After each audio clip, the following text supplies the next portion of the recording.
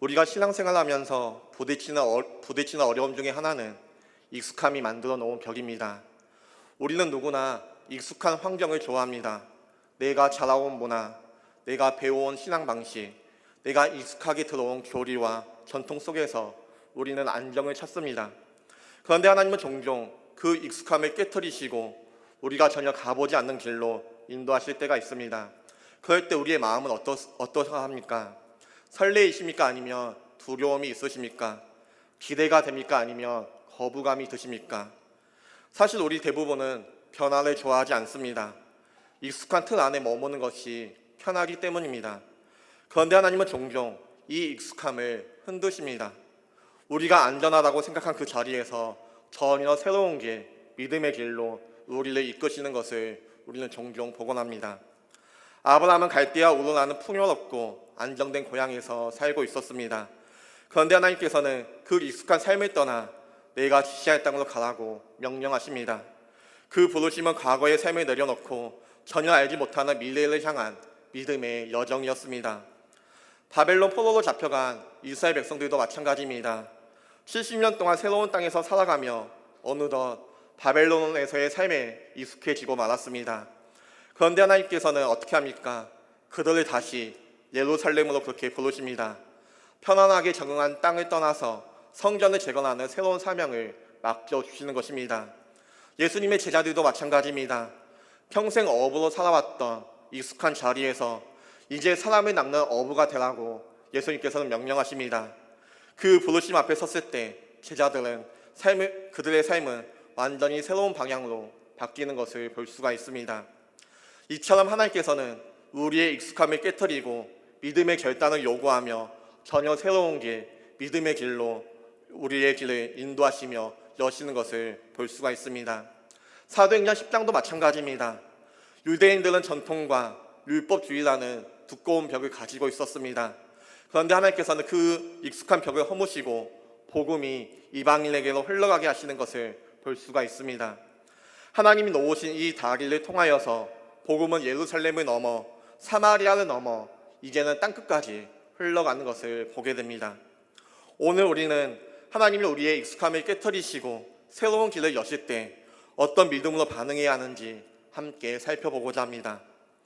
사도행전 10장의 시작을 보면 하나님께서 이방인 고넬료와 유대인 베드로라는 전혀 다른 두 사람을 준비시키는 것을 볼 수가 있습니다.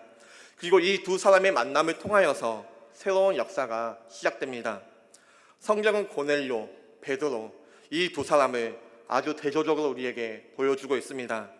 한 사람은 로마의 백부장, 이방인입니다. 다른 한 사람은 유대인의 혈통을 가진 사도로서 교회의 지도자입니다.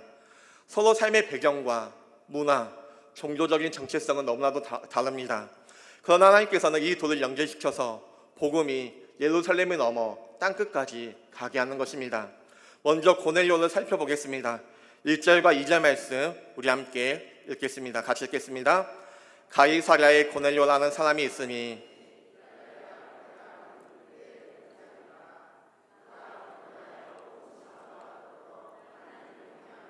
백성을 많이 구제하고 하나님께 항상 기도하더니 아멘. 고넬료는 로마 군대의 백부장이었습니다. 로마 군대에서 백부장은 약 100명의 군인을 지휘하는 중간 장교입니다. 그러나 단순히 군사적 위치를 떠나서 그는 로마 제국의 상징이기도 했습니다. 유대인들에게 있어서 로마는 어떤 존재입니까? 자신들을 지배하는 억압자입니다. 세금을 거두고 군사력을 행사하고 예루살렘 성전 곁에 군대를 주둔시킨 침략자입니다. 그런데 바로 그 로마 군대 장교가 하나님을 경외하며 기도하며 구제하는 삶을 살았다. 그렇게 성경은 이야기합니다. 이 모습이 얼마나 놀랍습니까? 하나님은 때로 우리가 전혀 예상하지 못한 사람의 마음을 열어놓으시는 것을 볼 수가 있습니다. 우리가 보기에 이방인, 로마 사람, 군인, 복음과 전혀 어울릴 것 같지 않는 그 사람의 마음을 하나님께서 움직이시고 여셨던 것입니다. 그리고 4절 말씀에 천사가 이렇게 이야기합니다. 같이 읽겠습니다. 고넬료가 주목하여 보고 두려워 이르되 주여 무슨 일이니까? 천사가 이르되 내 기도와 구제가 하나님 앞에 상달되어 기억하신 바가 되었으니 아멘. 고넬료는 아직 예수 그리스도의 복음을 듣지 못했지만 하나님을 향한 갈망과 진실한 기도가 하나님께 상달되었다 이야기하고 있습니다. 복음의 역사는 언제나 하나님을 사모하는 심령 위에 그렇게 시작되는 것을 볼 수가 있습니다. 여기서 우리는 한 가지 중요한 진리를 발견하게 됩니다. 하나님은 준비된 심령을 찾으신다는 것입니다. 아무리 문화가 다르고 민족이 달라도 하나님을 갈망하는 자에게 하나님께서는 그 복음의 소식을 듣게 하십니다. 고넬료는 바로 그 준비된 심령이었습니다. 이제 시선을 베드로에게 돌려보겠습니다. 베드로는 누구입니까? 예수님의 수제자입니다. 오순절 성령 강림 때 복음을 선포하여 3,000명이 회개하게 했던 초대교회의 지도자였습니다. 그러나 그는 철저한 유대적 사고를 가진 사람이었습니다. 그의 머릿속에는 이런 생각이 분명히 있었을 것입니다. 이방인은 부정한 사람이야. 율법도 모르는 사람이고 그들과 식사하며 나까지 더러워질 거야. 그런 생각을 가지고 있는 베드로였기 때문에 하나님은 베드로에게 보자기 환상을 보여주십니다. 11절부터 13절까지 말씀 함께 읽겠습니다. 하늘이 열리며 한 그릇이 내려오는 것을 보니 큰 보자기 같고 네 길에 매어 땅에 들이었더라. 그 안에는 땅에 있는 각종 네 발 가진 짐승과 기는 것과 공중에 나는 것들이 있더라. 또 소리가 있으되 베드로야 일어나 잡아먹으라 하거늘. 아멘. 베드로가 본 이 환상은 단순히 먹는 문제가 아닙니다. 유대인들은 레위기 11장, 신명기 14장의 말씀에 근거하여서 정결법을 지키며 살아왔습니다. 그 정결법에 근거하여서 유대인들은 부정한 짐승을 먹지도 만지지도 않았습니다. 그것은 단순히 음식의 문제가 아니라 신앙 정체성의 일부였습니다. 그런데 하나님은 3번이나 반복해서 베드로에게 말씀하십니다. 15절과 16절 말씀 함께 읽겠습니다. 또 두 번째 소리가 있으되 하나님께서 깨끗하게 하신 것을 내가 속되다 하지 말라 하더라. 이런 일이 3번 있은 후 그 그릇이 곧 하늘로 올려져 가니라. 아멘. 이 말씀의 의미가 무엇입니까? 이제 복음은 유대인들만의 것이 아니라는 것입니다. 모든 민족, 모든 사람, 모든 이방인들, 모든 사람에게 열려 있다는 것입니다. 베드로의 다친 마음을 여시고 새로운 길을 걷게 하신 것입니다. 베드로는 처음에는 이해하지 못하였습니다. 그러나 곧 알게 됩니다. 이 환상은 음식에 대한 것이 아니라 사람에 대한 것이었음을. 여기서 우리가 주목해 보아야 할 것이 무엇이냐면 하나님께서 지금 이 두 사람을 동시에 준비시키고 있다는 것입니다. 가이사랴에서는 고넬료에게 천사를 보냅니다. 요빠에서는 베드로에게 환상을 보여주십니다. 하나님께서는 한쪽에서만 역사하지 않으십니다. 양쪽에서 동시에 길을 여시고 결국 그 길이 연결되게 하시는 것입니다. 고넬료는 갈망하는 마음으로 사람을 보내고 베드로는 환상을 보고 마음을 열게 됩니다. 하나님이 양쪽의 다리를 놓으시니 마침내 이 둘이 만날 수 있게 됩니다. 이것이 바로 하나님의 섭리입니다. 우리 인생에도 이런 하나님의 은혜가 있습니다. 우리가 우연이라고 생각한 만남, 갑자기 열리게 된 기회, 닫혔다가 열리게 된 문, 그 모든 것 뒤에는 하나님이 두 방향에서 동시에 일하시며 다리를 놓으시는 하나님의 손길이 있었을 것입니다. 우리는 때때로 답답한 마음을 주체할 수 없어서 하나님께 이렇게 기도합니다.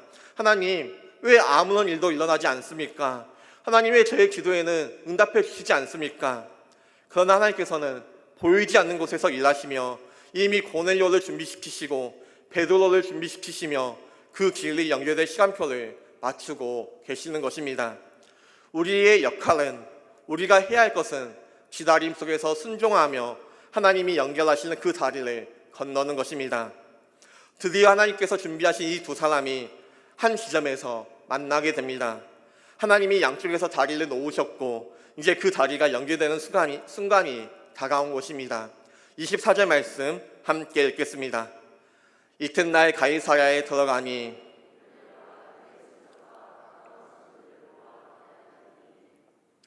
이 장면이 얼마나 감동적인 모습인지 아십니까? 고넬료는 단순히 혼자 기다리지 않았습니다.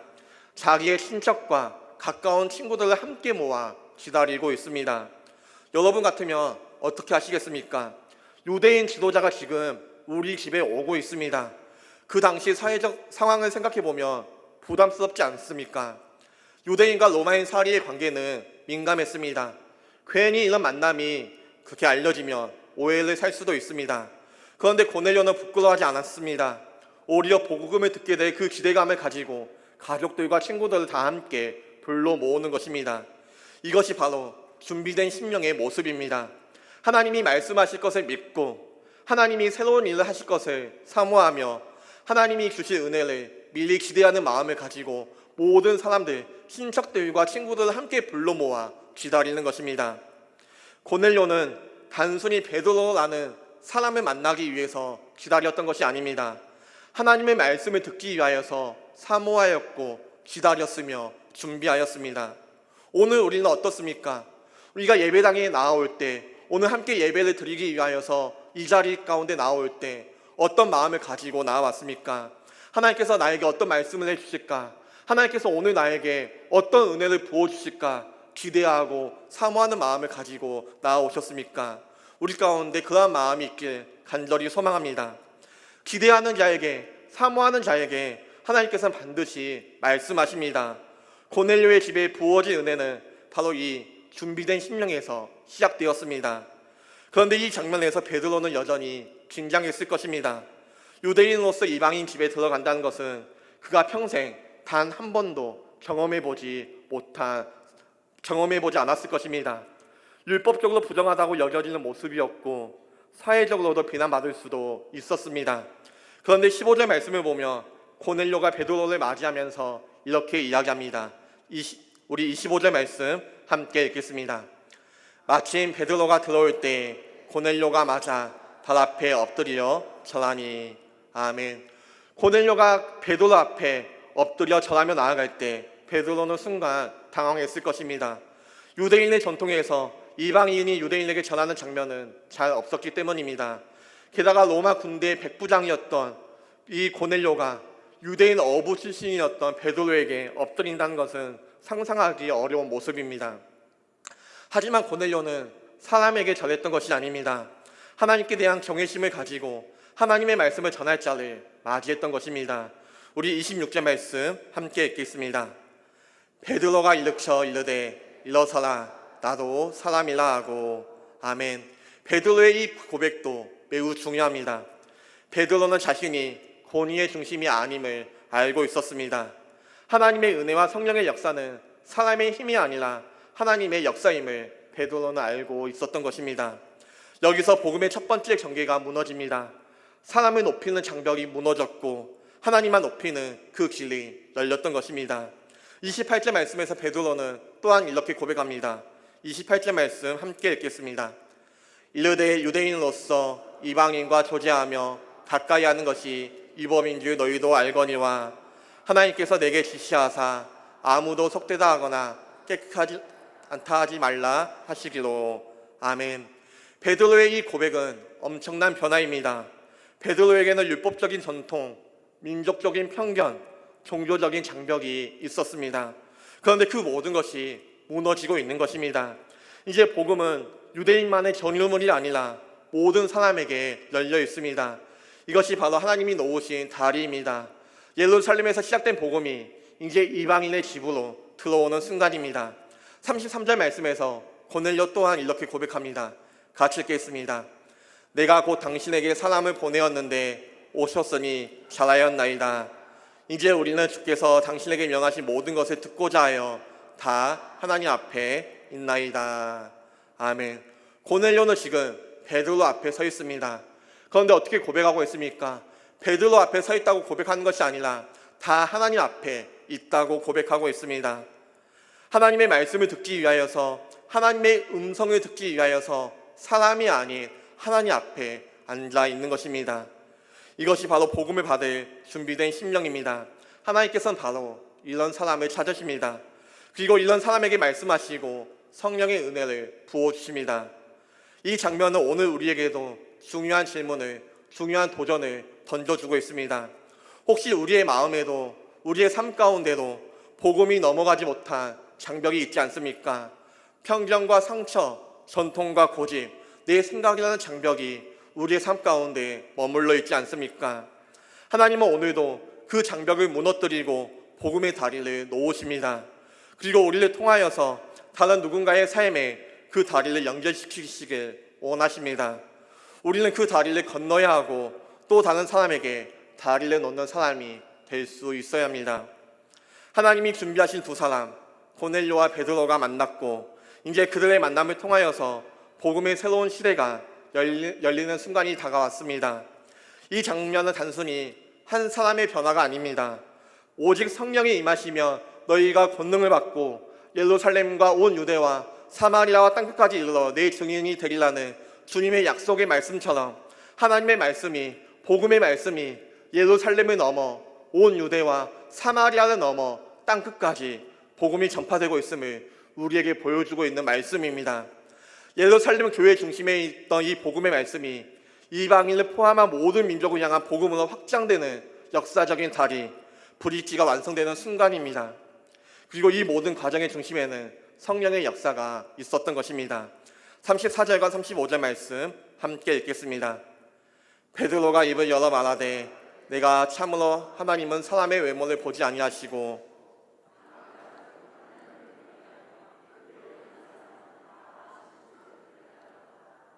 아멘. 이 말은 굉장히 파격적입니다. 유대인들의 선민사상, 종교적 우월감이 모두 무너지고 있습니다. 하나님은 더 이상 유대인과 이방인을 차별하지 않으냐 하시고 복음의 문을 모든 민족에게 여십니다. 그리고 베드로는 곧바로 복음의 핵심을 전하는 것을 볼 수가 있습니다. 38절 말씀을 보면 예수께서 성령과 능력을 받아 선한 일을 행하시고 마귀에게 놀린 자를 고치셨다고 베드로는 선포합니다. 39절과 40절 말씀에서 사람들이 예수님을 죽였으나 하나님이 사흘 만에 살리셨다는 메시지를 전하고 있습니다. 43절 말씀에서는 예수님을 믿는 사람은 죄의 사함을 받는다고 선포하고 있습니다. 이 복음의 말씀은 오늘 우리에게도 동일하게 전해지고 있습니다. 예수님의 공생애와 십자가의 죽으심과 부활, 그리고 죄 사함의 약속, 이것이 복음의 핵심입니다. 베드로는 길게 설명하진 않았습니다. 그러나 그 핵심을 고넬료에게 분명히 전달하였습니다. 예수 그리스도가 누구신지, 그분이 무엇을 하셨는지, 그분을 믿는 자에게 어떤 은혜가 주어지는지 그렇게 베드로는 담대하게 선언하며 선포하며 나아가는 것을 볼 수가 있습니다. 그리고 바로 그 순간 놀라운 일이 일어납니다. 44절 말씀 함께 읽겠습니다. 베드로가 이 말을 할 때 성령이 말씀을 듣는 모든 사람에게 내려오시니 아멘. 중요한 것은 베드로가 설교를 마치기 전에 성령이 임하셨다는 것입니다. 사람의 설득이 끝나기 전에, 이 인간의 계획이 마무리되기도 전에 성령께서 직접 역사하신 것입니다. 마가의 다락방에 임했던 그 동일한 성령이 이제 이방인의 집에도 임하였습니다. 그리고 45절 말씀을 보면 베드로와 함께 온 할례를 받은 신자들이 이방인들에게도 성령 부어주심으로 말미암아 놀랐다라고 기록하고 있습니다. 이들이 왜 놀랐을까요? 이방인이 복음을 듣는 것만으로도 놀랐습니다. 그런데 성령이 임하자 이제 유대인과 이방인을 구별하던 모든 벽이 완전히 무너졌기 때문입니다. 46절 말씀을 보면 그들이 방언을 말하며 하나님을 높임이라고 그렇게 되어 있습니다. 마가의 다락방에서 성령이 임했을 때도 똑같았습니다. 성령이 임하시자 방언이 터지고 하나님을 높이는 찬양이 흘러나왔습니다. 그리고 이 복음의 지평이 예루살렘을 넘어 열방을 향하여서 흘러가고 있는 것입니다. 동일한 성령의 역사가 이방인의 집에도 일어나고 있는 것입니다. 마지막 47절과 48절 말씀 함께 읽겠습니다. 이에 베드로가 이르되 이 사람들이 우리와 같이 성령을 받았으니 누가 능히 물로 세례를 베품을 금하리려 하고 명하여 예수 그리스도의 이름으로 세례를 베풀라 하니라. 그들이 베드로에게 며칠 더 머무기를 청하니라. 아멘. 이제 이방인도 유대인도 동일하게 세례를 받고 하나님의 백성 공동체 안에 들어오게 되었습니다. 여기서 우리는 중요한 교훈을 얻게 됩니다. 교회의 경계는 인간이 정하는 것이 아니라, 사람이 정하는 것이 아니라 하나님이 정하신다라는 것입니다. 성령이 임하시는 곳이 바로 교회입니다. 성령이 부어주신 사람이 바로 하나님의 백성입니다. 이제 예루살렘 중심의 복음은 끝이 났습니다. 땅끝까지 복음이 확장되는 새로운 시대가 열리는 것입니다. 성령이 임하실 때 이런 일들이 일어납니다. 닫힌 마음이 열립니다. 경계가 무너집니다. 새로운 길이 열리게 됩니다. 복음의 능력이 삶을 변화시키는 것을 볼 수가 있습니다. 성령은 단순히 감정적인 체험을 해주시는 것이 아니라 복음의 다리를 놓고 하나님의 일을 완성시키시는 그런 하나님이십니다. 우리의 가정과 우리의 일터와 우리의 관계 속에서도 성령님께서 오시면 이 복음의 길은 열리는 것입니다. 성령님께서 오시면 막혀져 있는 담이 허물어집니다. 성령님께서 우리의 안에 임하시면 모든 장벽들이 다 허물어지는 것을 볼 수가 있습니다. 반대로 성령께서 오셔야만 마음이 열리고 영혼이 살아나며 교회가 하나 되는 것을 볼 수가 있는 것입니다. 이 사실을 우리는 기억할 수 있어야 합니다. 이제 말씀을 정리하도록 하겠습니다. 이 사도행전 10장은 초대교회의 역사에서 하나님이 새로운 역사를 여시는 전환점입니다. 베드로는 오랫동안 유대인이라는 정체성과 율법적인 전통 안에 살았습니다. 고넬료 역시 이방인이라는 신분 안에 갇혀 있었습니다. 두 사람 모두 자기 자리를 떠나본 적이 없는 익숙한 틀 안에 있었던 사람들이었습니다. 그런데 하나님께서는 이 고넬료와 베드로 두 사람을 불러내셨습니다. 베드로에게는 하늘에서 내려온 보자기 환상을 통하여서 하나님께서 깨끗하다 하신 것을 내가 속되다 하지 말라라는 말씀을 주셨습니다. 고넬료에게는 천사가 나타나 유대인이었던 베드로를 초청하게 하셨습니다. 이 두 사람의 만남은 단순한 인간의 만남이 아니었습니다. 그것은 유대인과 이방인 사이에 막힌 담을 허무시고 복음의 문을 모든 민족에게 여시는 하나님의 역사적인 사건이었습니다. 익숙함을 깨트려 버리시고 편안한 전통을 깨트려 버리시고 하나님이 여시는 새로운 사명의 길이 열린 것입니다. 이 장면은 아브라함이 아브라함으로 변화된 사건을 떠올리게 합니다. 아브라함은 본토 친척 아버지 집을 떠나 본토 친척 아비 집이라는 익숙하고 안전한 자리에서 하나님의 부르심을 받았습니다. 그 부르심 앞에 순종하였을 때 하나님은 그의 이름을 아브라함이라 열국의 아버지라 그 이름을 바꾸어 주셨습니다. 그는 이제 한 가정의 가장이 아니라 열방을 향한 하나님의 구속사적 계획 안으로 부르심을 받은 새로운 사명을 받은 그런 사람이 되었습니다. 베드로와 고넬료 그리고 아브라함은 공통점이 분명합니다. 하나님이 부르실 때, 하나님께서 그를 택하여 부르실 때 익숙함을 내려놓고 순종하였다라는 것입니다. 그리고 그렇게 순종하며 나아갈 때 새로운 믿음의 길을 하나님께서 열어주셨다라는 것입니다. 아브라함이 익숙한 삶을 떠나며 나아갈 때 하나님은 열방을 향한 언약을 시작하셨습니다. 베드로와 고넬료가 순종하며 나아갈 때 복음은 이방인에게 흘러가며 교회가 열방을 향하여서 나아가는 것을 볼 수가 있습니다. 오늘 우리는 어떤 자리에 서 계십니까? 혹시 우리 마음속에서도 하나님이 깨트리시길 원하시는 익숙함의 벽이 있지 않으십니까? 오랫동안 내가 고수해 왔던 생각들, 편안함에 안주하고 있던 신앙의 습관들, 하나님이 아닌 나 중심의 신앙 구조들, 하나님은 오늘 우리에게도 동일하게 말씀하고 있습니다. 너는 아브라함에 머물러 있겠느냐? 아니면 아브라함으로 부르심을 받겠느냐? 너는 익숙한 자리에 안주하겠느냐? 아니면 하나님께서 새롭게 여시는 그 믿음의 여정을 걸어가겠느냐라고 우리에게 말씀하고 계십니다. 이제 우리는 안전지대를 떠나야 합니다. 하나님이 여시는 새로운 사명의 길, 그 믿음의 여정을 우리는 걸어갈 수 있어야 합니다. 그 길은 익숙함을 벗어나는 여정이지만 하나님의 약속과 은혜가 있습니다.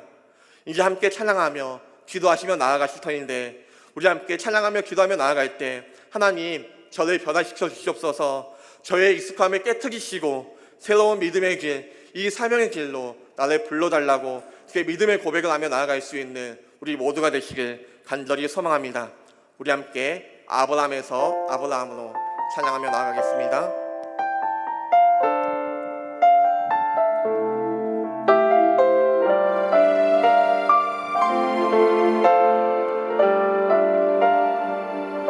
아무도 가보지 않은 길, 아무도 가보지 않은 길, 믿음과 기대로 나아가네.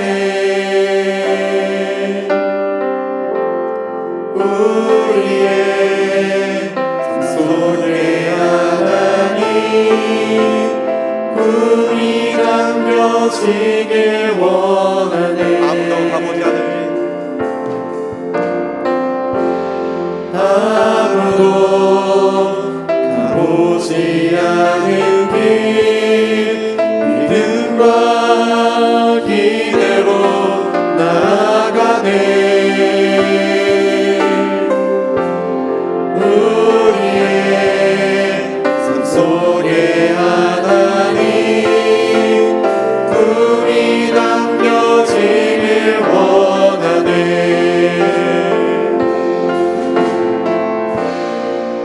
아브라함에서 아브라함으로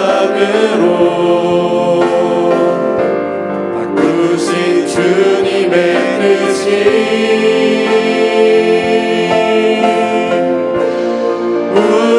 우리에게도 이루어지게 하실 줄 나는 믿네.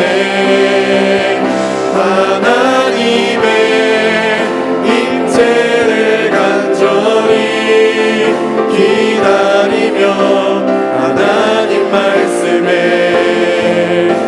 인생을 겁니다. 하나님의 크심을 온전히 신뢰하며 하나님 은혜로 삶이 회복되게 하소서. 아무도 가보지 않은 길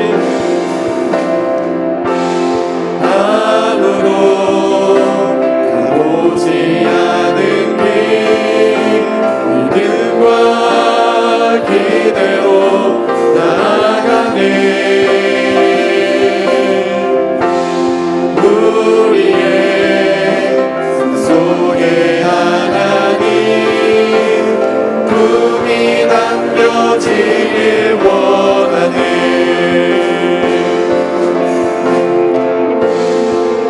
아브라함에서 아브라함으로 바꾸신 주님의 뜻이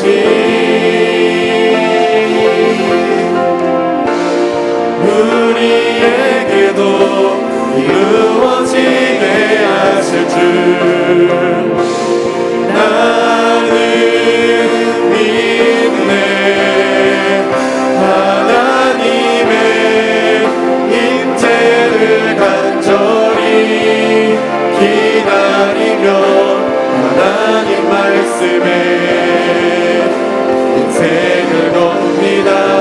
하나님의 크심을 온전히 신뢰하며 하나님 은혜로 삶이 회복되게 하소서.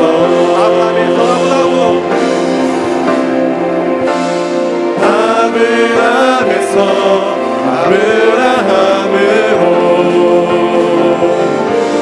바꾸신 주님의 뜻이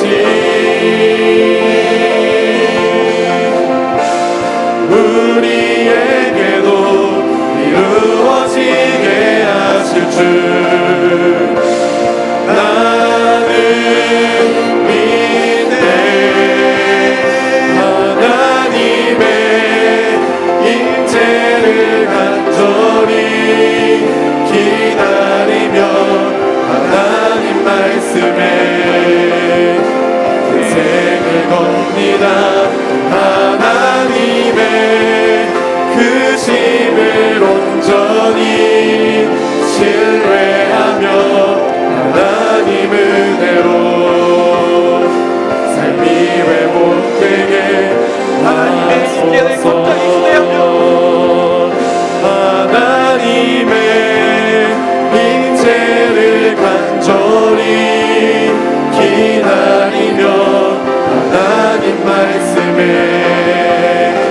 인생을 겁니다. 하나님의 크심을 온전히 신뢰하며 하나님 은혜로 삶이 회복되게 우리 함께 주여 외치시며 함께 기도하며 하소서. 나가겠습니다. 주여 하나님의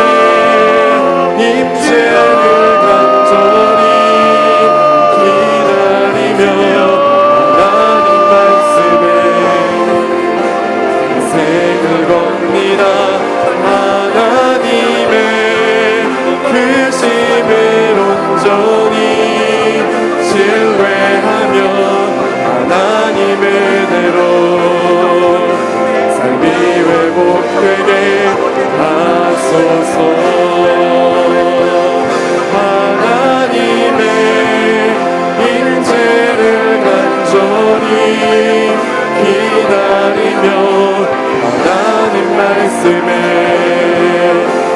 인생을 겁니다. 하나님의 그 심을 온전히 신뢰하며 하나님을 대로 삶이 회복되게 하소서.